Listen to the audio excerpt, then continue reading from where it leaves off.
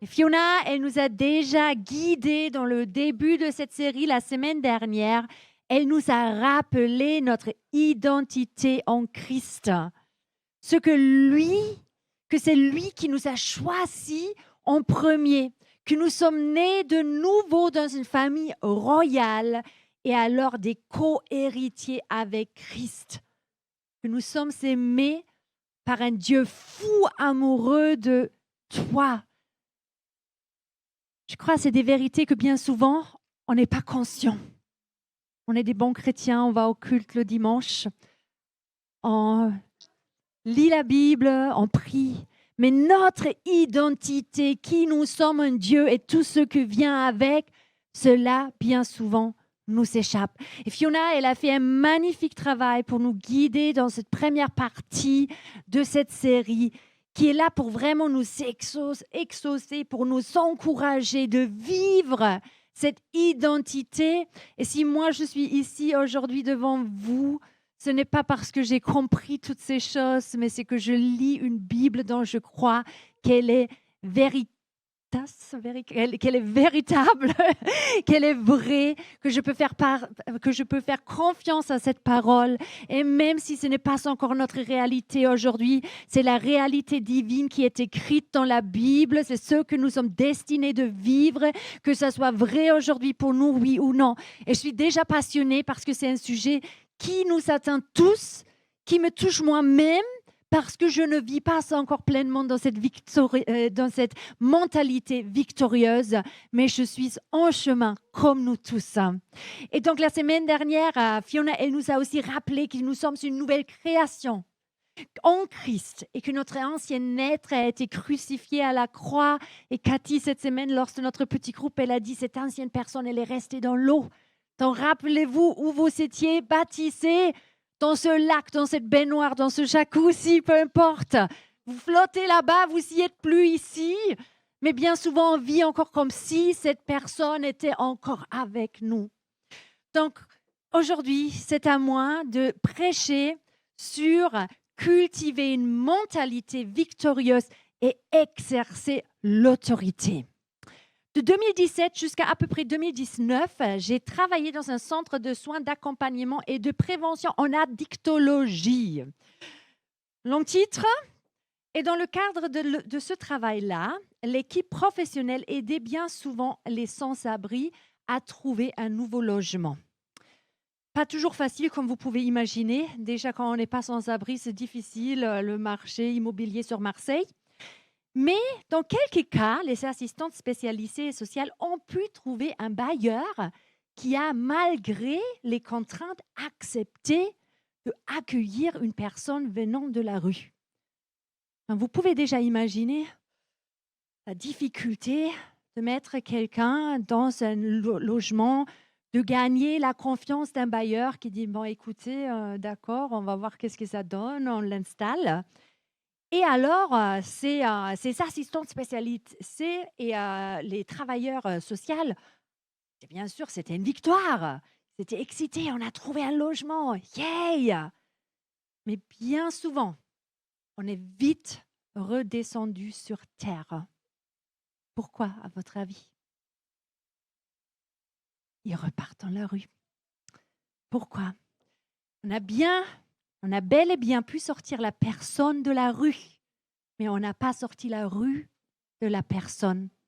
Cette ancienne identité, ceux qui ont vécu tous les jours, toutes les nuits de faire la manche, dormir dehors, le bruit de la route, les compagnons qui dorment avec toi, je vais dire des trucs terribles, de faire pipi dehors, c'est devenu un style de vie. J'ai envie de dire d'une humanité chutée. Et quand tu sors ces personnes et tu crois, toi ayant jamais vécu ça, que tu leur as sauvé la vie, détrompe-toi. C'est l'identité le problème. Humainement, on a pu penser, yay, on a fait un beau travail. Mais ces victoires ont terminé en échec. Quelle est la source du problème? Le défi provient de l'identité. Le même défi que nous avons avec notre ancienne identité. Et vous allez me dire peut-être, ah mais ça c'est des histoires, voilà, ça passe dans la rue, ça passe pas parmi nous les chrétiens. J'ai sauté quelque chose, mais je crois que je l'ai fait clair. Le problème, c'était que la personne s'identifiait toujours étant STF, plutôt comme locataire, incluant tous les droits et devoirs qui viennent avec. Nous, pareil, parfois, c'est ce qui nous arrive. Et quand on regarde dans la Bible, nous voyons le même schéma lorsque nous regardons le peuple hébreu. Quand le peuple hébreu quitte l'Égypte pour se retrouver en liberté, malgré cette liberté physique, qu'est-ce qui leur est arrivé? Leur âme et esprit restaient enchaînés, captivés par un ancien style de vie. Ils étaient alors en dehors de leur oppresseur, en dehors de l'esclavage, en dehors d'une sous-pression par l'ennemi. Ils étaient libres. Néanmoins, ils continuaient à se comporter comme quelqu'un enchaîné et esclave.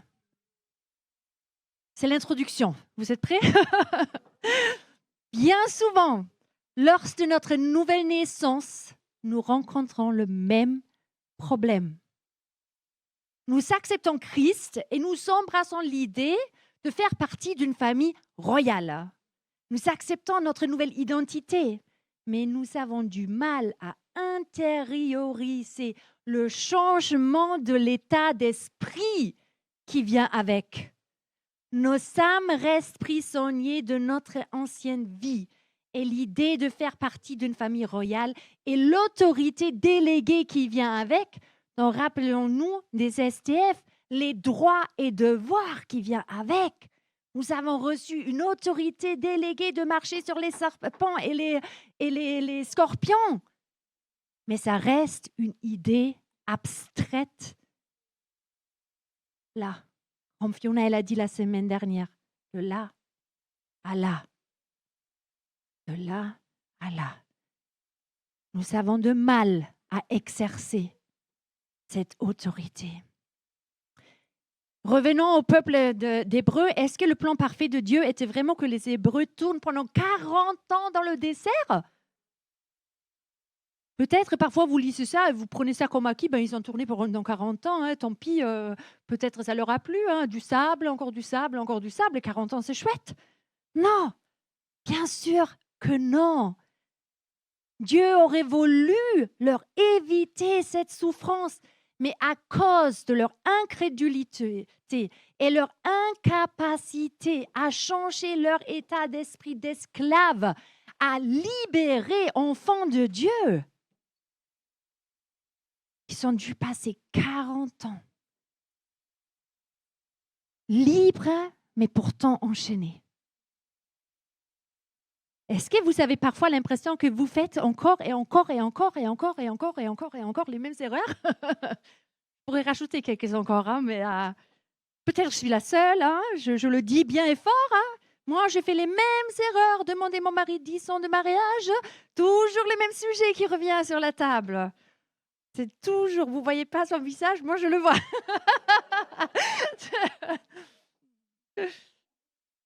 Et maintenant, regardez, c'est vraiment grave. Et c'est vraiment grave ce que se passe après. Face à cette incapacité et volonté de changer leur état d'esprit, Dieu a dû, il n'avait pas le choix, laisser toute une génération passer et mourir sans voir la promesse de Dieu accomplie dans leur vie, sans voir la terre promise.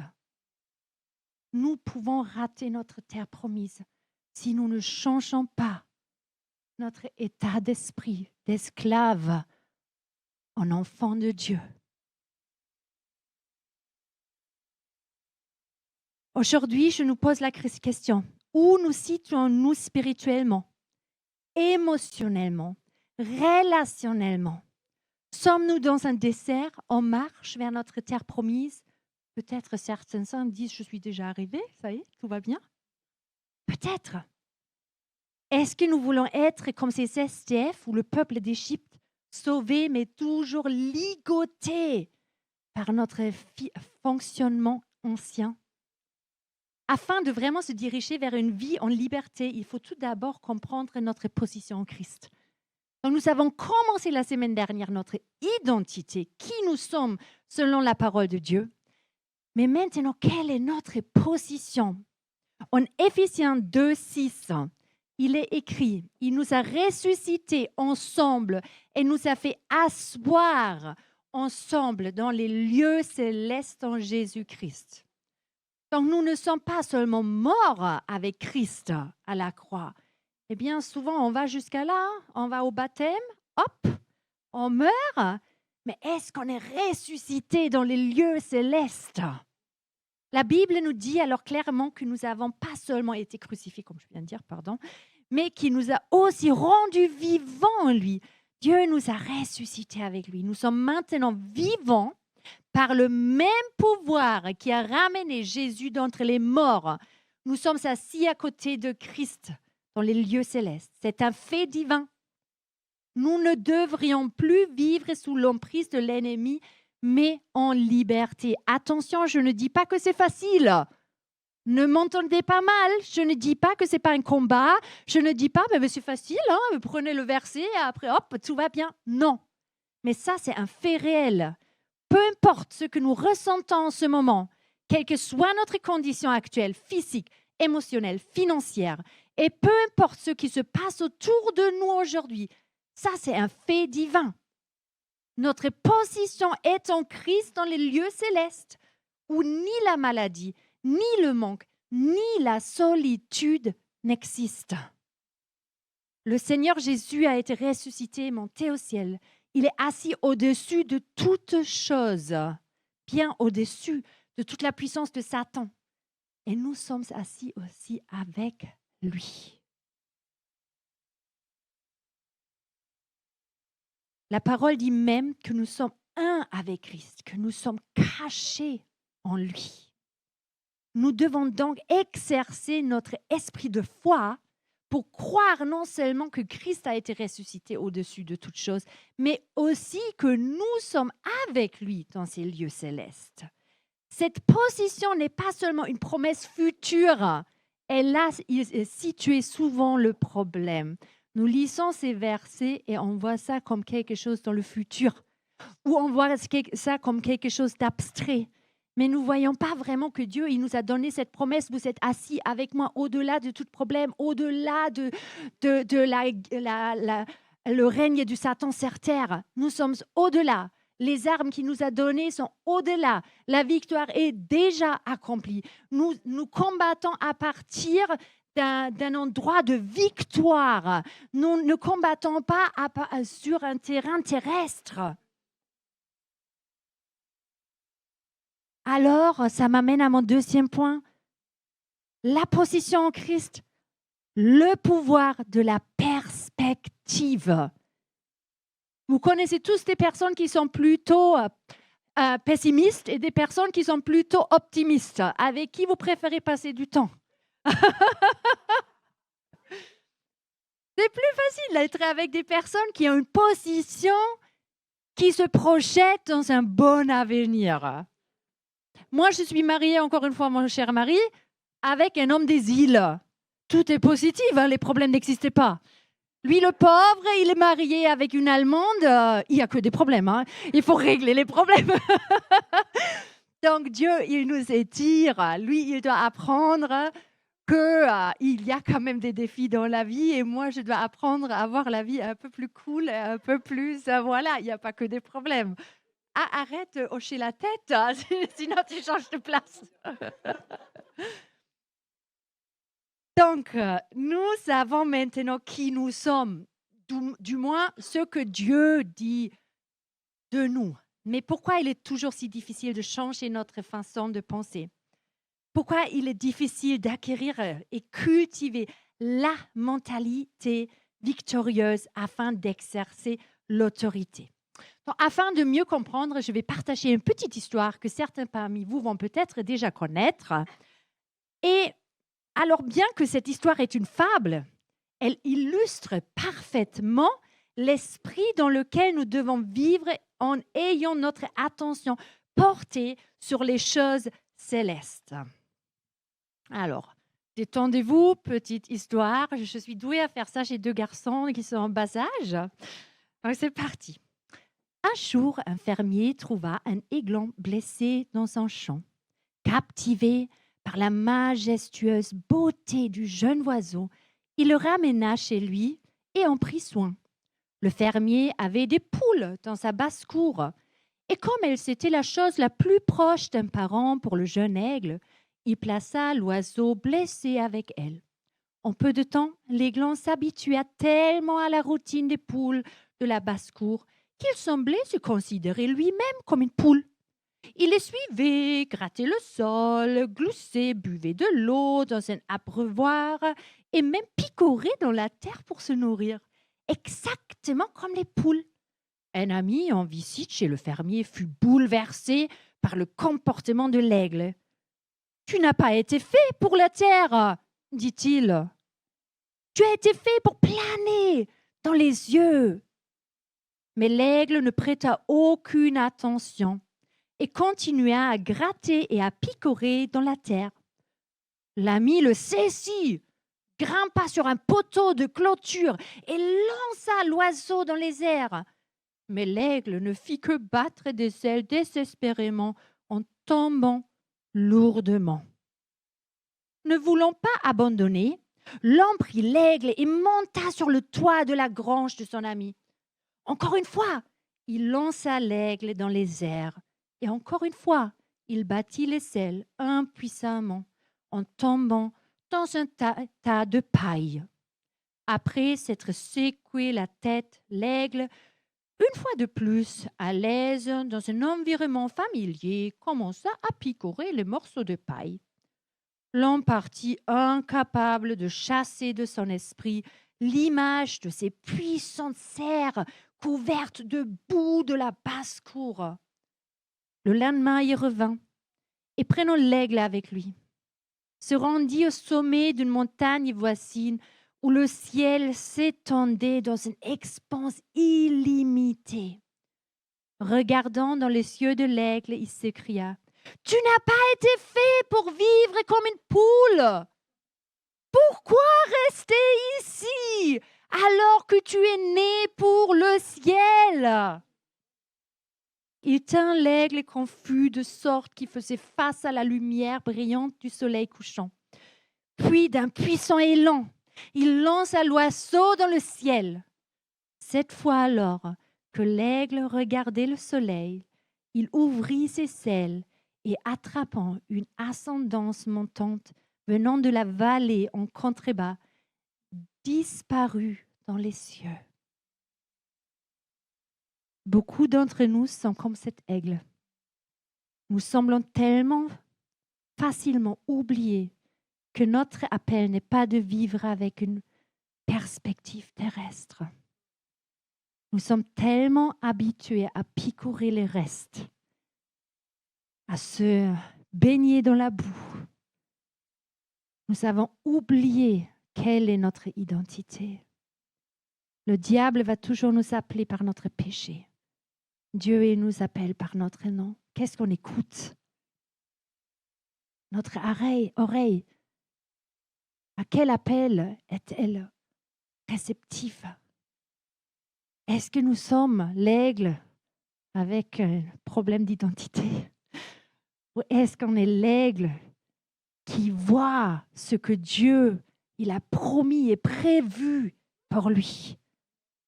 Est-ce que nous vivons dans l'appel que Dieu il a pour notre vie? Ou est-ce qu'on se contente de ce que nous voyons ici maintenant? Et on a abandonné peut-être de croire pour plus grand. On a abandonné de croire qu'il y a une sortie de notre façon de vivre. Colossiens 3,12 nous dit « Si donc vous êtes ressuscités avec Christ, cherchez les choses qui sont en haut, où Christ est assis à la droite de Dieu. Je vous rappelle où nous sommes également assises. Affectionnez-vous aux choses d'en haut et non à celles qui sont sur la terre. Le commencement pour saisir notre véritable identité. Et comme ce verset nous l'encourage, à mettre notre pensée sur les choses d'en haut et non sur les choses terrestres. Il faut laisser le Saint-Esprit nous donner la nouvelle perspective céleste dans la navigation de nos défis de la vie. Souvent, on se comporte exactement comme le monde. Désolée, moi aussi. On s'occupe des besoins nécessaires de nos familles, finances, carrière. Et on oublie ce monde glorieux auquel nous appartenons avec toutes ces ressources illimitées. Nous oublions que Jésus nous a dit qu'il ne faut pas s'inquiéter de lendemain. Nous sommes tellement habitués, attention, ça va faire mal, de vouloir tout contrôler, que nous oublions de laisser le contrôle à celui qui a tout ce dont nous avons besoin. Je crois que ça, c'est quelque chose qui est vraiment encore plus peut-être en Europe, dans des pays un peu plus développés. Quand je vais en Calédonie, par exemple, dans les îles de mon mari, les gens, ils n'ont pas le besoin de tout contrôler. Ce n'est pas comme chez nous. On est tellement dans un monde de contrôle. Mais Dieu, il dit, ne vous inquiétez de rien. Pour cultiver une mentalité victorieuse, il faut que nous soyons alignés, nos pensées, notre attitude avec la vérité de la parole de Dieu. Attention, clin d'œil, il faut connaître la parole de Dieu. Si je ne lis pas ma Bible, je jette l'arme la plus grande que Dieu il nous a donnée à la poubelle. Si je ne connais pas ce que la Bible dit concernant mon identité, je vais toujours vivre avec une double personnalité parce que je vais toujours rester dans le doute. Si je ne connais pas les projets que Dieu il a pour moi qui sont marqués dans sa Bible, je vais vivre dans le péché. Pourquoi je dis péché? Je vais vivre dans le rater le but. Je vais rater le but de Dieu pour ma vie.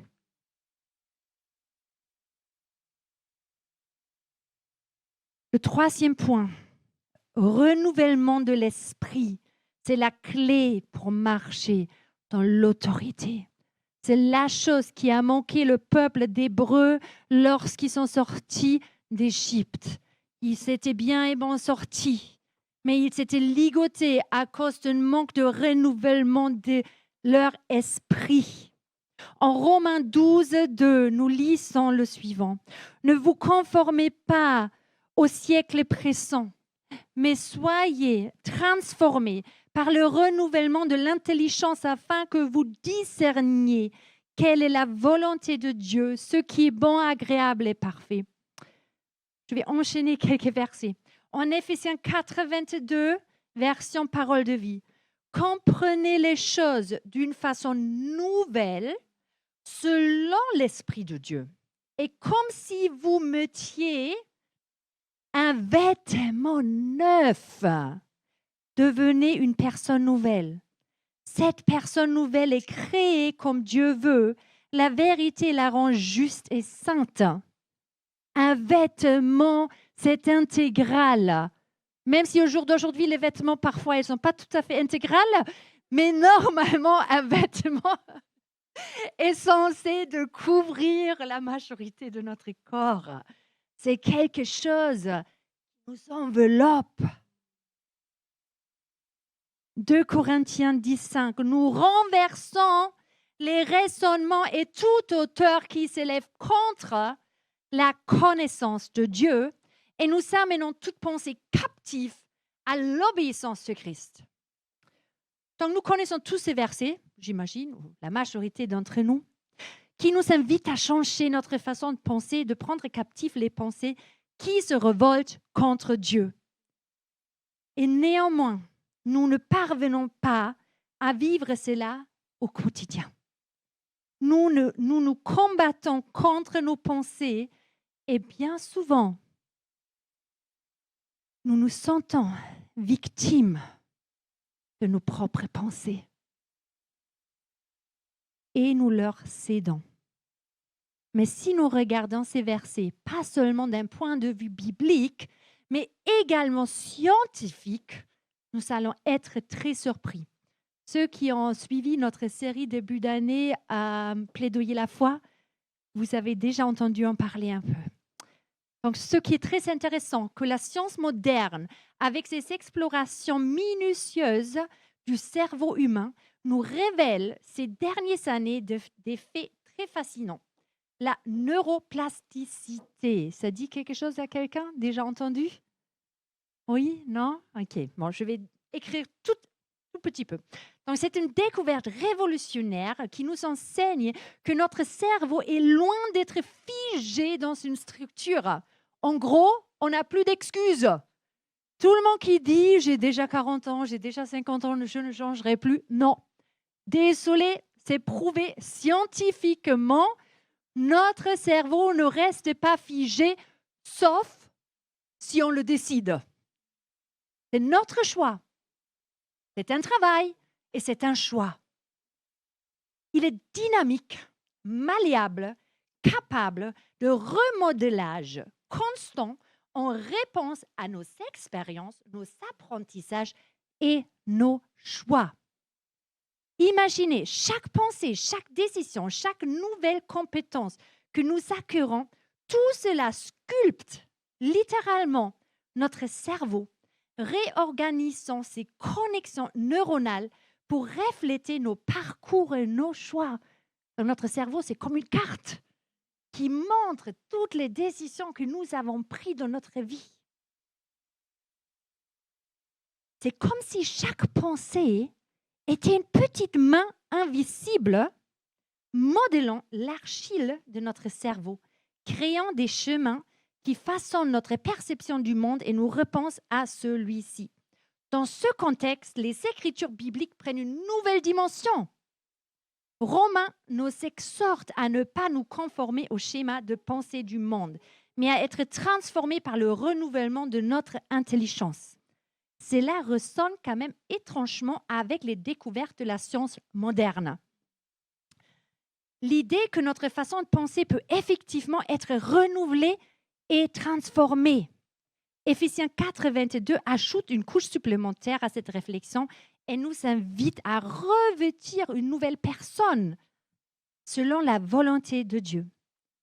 Ce processus de renouvellement de notre être intérieur semble être parallèle à la réorganisation de notre cerveau par la neuroplasticité, suggérant une convergence entre la transformation spirituelle et le remodelage neuronal. OK, c'est compliqué tout ça. En gros, le plus vous passez du temps dans la parole de Dieu, le plus vous passez de temps dans la prière, le plus vous passez de temps dans la louange, votre cerveau est remodelé. La façon de vous comporter est remodelée. Alors, l'excuse « je ne peux pas changer » s'arrête au moment où toi tu décides « je prends ma Bible, j'enlève la poussière, je l'ouvre et je plonge dedans. » À partir de ce moment-là, le remodelage de notre cerveau commence pas seulement selon la Bible, mais aussi selon les scientifiques d'aujourd'hui. Nous pouvons alors maintenant remplacer les pensées toxiques par les pensées de Dieu. Mais encore une fois, nous y jouons un rôle. C'est notre responsabilité.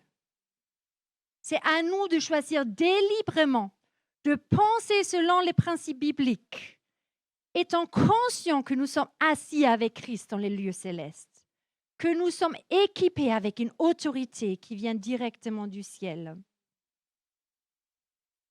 Mais c'est un travail. Souvent, nous sous-estimons à quel point il est important de connaître sa Bible. Si nous ne savons pas ce que Dieu il pense à propos de nous, comment pouvons-nous changer notre façon de penser à propos de qui nous sommes?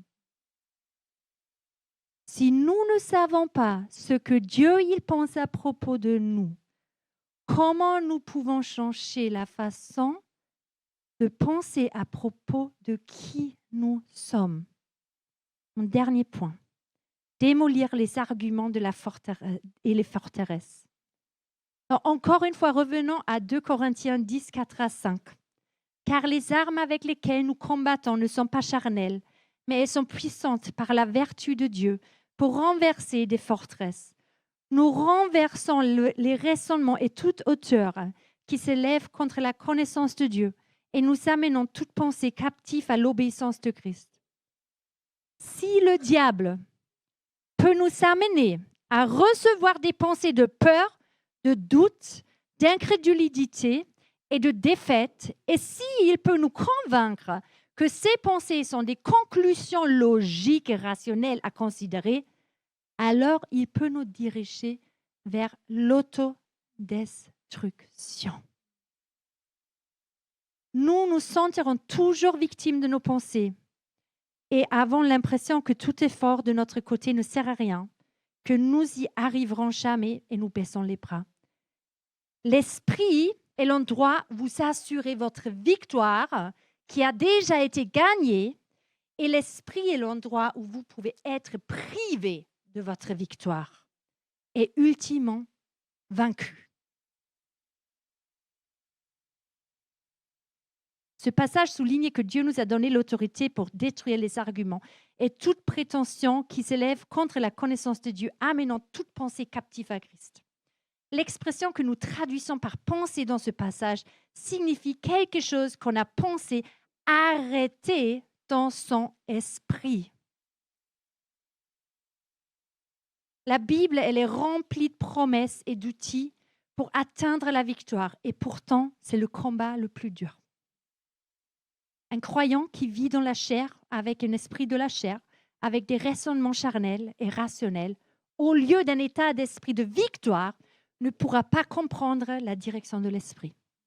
On a tous déjà vécu des saisons comme ça, ce n'est pas un jugement. J'y étais, j'y suis parfois. Il y a des jours, on vit plus dans l'esprit, il y a d'autres, on le vit moins. Mais afin d'avoir la victoire, il est indispensable d'être trempé, immergé et rempli de la parole de Dieu, de passer du temps dans sa parole et dans la présence de Dieu, afin que nous puissions discerner la voix de l'ennemi, celle de notre Père céleste. La plupart des flèches flamboyantes du diable sont des pensées trompeuses. Abandonne, t'as tout gâché, t'es un bon à rien, ça va jamais arriver, t'es trop vieux, t'es trop jeune. Nous devons être déterminés à rester dans la foi et à renforcer notre foi en nourrissant continuellement de la parole et le temps passé aux pieds de Jésus.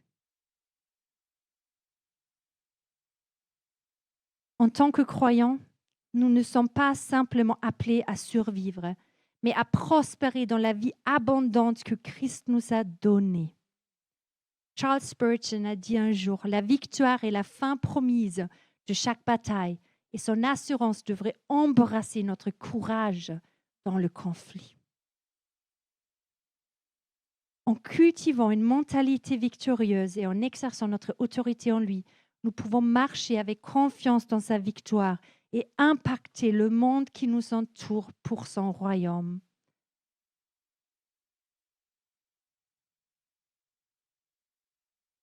Pour conclure, je voudrais lire Philippiens 8,4. Au reste, frères, que tout ce qui est vrai, tout ce qui est honorable, tout ce qui est juste, tout ce qui est pur, tout ce qui est aimable, tout ce qui mérite l'approbation de ce qui est vertueux et digne de louange, soit l'objet de vos pensées.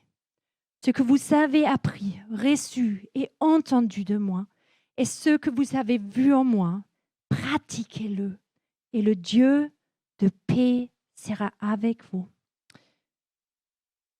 Vous allez peut-être dire, Théa, c'est facile à dire tout ça, mais tu ne connais pas ma situation, tu ne sais rien sur ma vie. Tu n'as aucune idée à quel point je me bats. Et c'est vrai, je ne connais pas vos histoires, mais je connais mon histoire. Et certains connaissent, et j'ai beaucoup hésité si je le repartage, il y en a qui connaissent, mais je vais partager une toute petite partie de mon témoignage. Ça ne va pas aller très long, je sais que c'est déjà tard, mais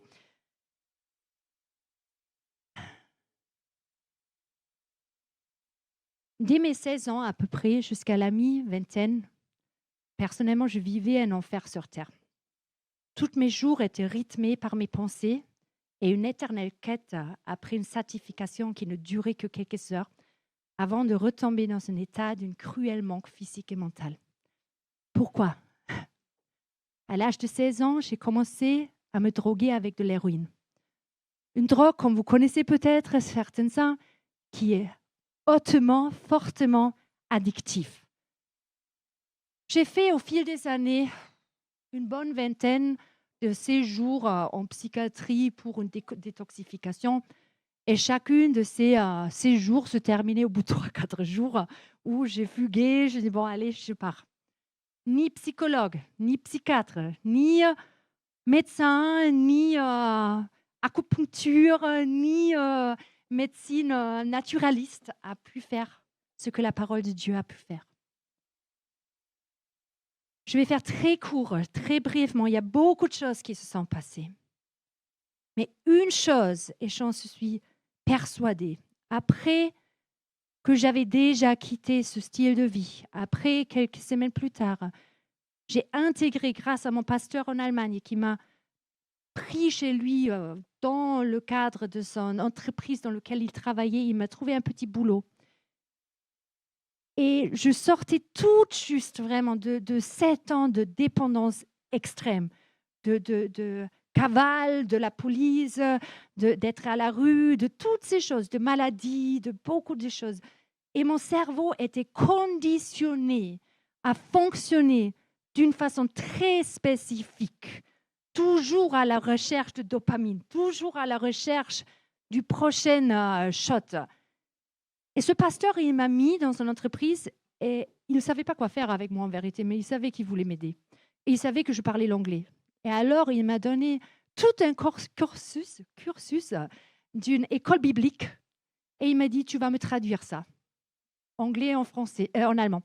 À l'époque, ça n'existait pas DeepL, Google Translate. Donc, c'était à l'ancien. Hein, on avait un dictionnaire et du papier. Voilà, c'est tout. Et j'ai passé des mois, matin au soir, 8 heures par jour, à plonger dans la parole de Dieu. Et petit à petit, j'ai vu chasser les pensées qui me hantaient du matin au soir. Et ces choses ont disparu. Ces choses n'ont pas seulement disparu, mais elles ont été remplacées par des pensées sur qui je suis, où je suis assise, pourquoi je peux exercer l'autorité malgré toutes les choses terribles que j'avais vécues, les choses qu'on avait dit sur moi, les choses, les abus. Tout ça avait été enlevé et nettoyé. Donc, négligez pas la parole de Dieu. Vraiment, on est tellement feignants parfois. C'est facile d'aller au culte le dimanche. Facile parce que c'est fun. On chante un peu, on voit des amis, on boit un café, on mange un croissant. Mais de vraiment lire, creuser, qu'est-ce que tu dis, Seigneur? Je veux cette vérité. Là, la parole est nous chance. Elle est une lampe sur notre chemin et elle éclaire les ténèbres. Elle renouvelle nos pensées parce que cette parole est vivante et elle ne revient pas vide. Elle accomplit ce qu'elle a promis. Donc, si vous dites, oui, moi aussi j'ai besoin, c'est peut-être pas si dramatique que mon histoire, hein, ce n'est pas nécessaire, on ne doit pas tous passer par des choses terribles comme ça. Ça peut être tout petit, ça peut être des petites choses où vous dites, j'aimerais tellement changer ma façon d'être, j'aimerais tellement accepter que je suis vue comme la fille, la princesse de Dieu, j'aimerais tellement accepter le cœur de Dieu pour moi. Mais vous avez du mal avec ça. La semaine dernière, Fiona, elle vous a parlé du week-end de la victoire. Je crois que c'est moi qui parle. Non? Non? Quoi? Ah, ok. Donc, elle vous a parlé du week-end de la victoire. Et encore une fois, je vais vous rappeler vite fait. C'est vraiment un parcours qui est super. Hein. Ce cours, il est conçu pour toi. Si toi aussi, tu cherches d'avoir la victoire, il va t'aider à identifier les choses qui t'empêchent de vivre la victoire. Et il va te permettre à trouver la liberté en Dieu, afin que tu puisses sortir des vieux schémas et vivre dans la nouveauté.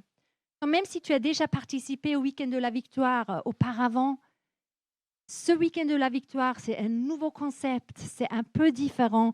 Et même, on va de gloire en gloire et on va de victoire en victoire. Donc, pourquoi pas creuser encore? Bien souvent, on a une première couche de victoire, mais Dieu, il veut une guérison encore plus profonde. Donc, si ça, c'est quelque chose que vous aspirez de voir dans votre vie, inscrivez-vous pour le week-end de la victoire qui aura lieu le 15 juin ici à l'église. Et afin de pouvoir y participer, nous vous invitons à rejoindre un voyage de 5 semaines à participer à une préparation à la victoire. Et ça, c'est une requise. Donc, si vous ne faites pas ça, c'est compliqué de faire la journée de la victoire, puisqu'il y a vraiment un travail à faire. Ce n'est pas juste, voilà, je veux la victoire, ça y est. Vous connaissez le sport? Vous avez déjà vu la boxe? Ils se battent pour la victoire, c'est violent. Donc, qui sommes-nous de ne pas se battre? Si nous voulons la victoire, il faut nous battre. Et là, ce n'est pas trop difficile non plus. 5 semaines, 1 heure ce Zoom, les boxeurs, ils seraient contents. Non, c'est vraiment quelque chose qui est faisable. Vous voyez, je commence à être très fatiguée. Je fais des blagues voilà. Donc, vraiment, faites-le. Inscrivez-vous. Il y a un QR code. Pour ceux qui ne connaissent pas, prenez le téléphone. Il y a une petite application. Vous scannez et ça vous mène sur un site d'inscription pour y participer.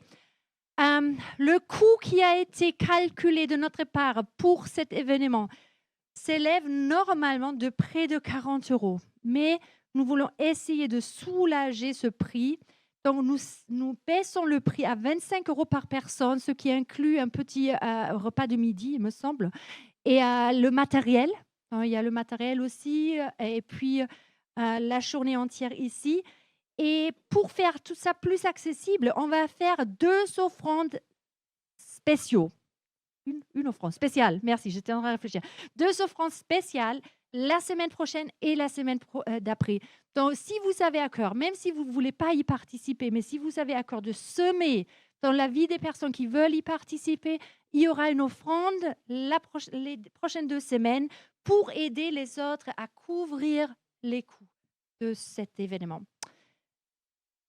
Et maintenant, je vais clôturer dans la prière.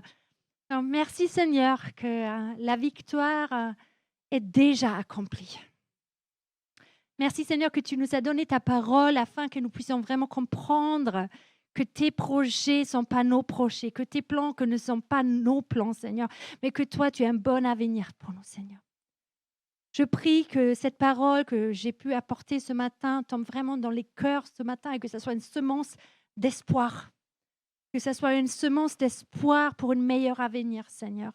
Merci Dieu que tu nous rends sages, que nous ne tournons pas en boucle comme le peuple hébreu, Seigneur, mais que nous puissions voir la terre promise que tu as promis, Seigneur, dans nos propres vies, Seigneur.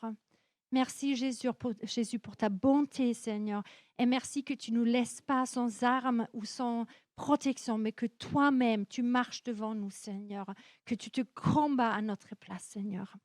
Amen.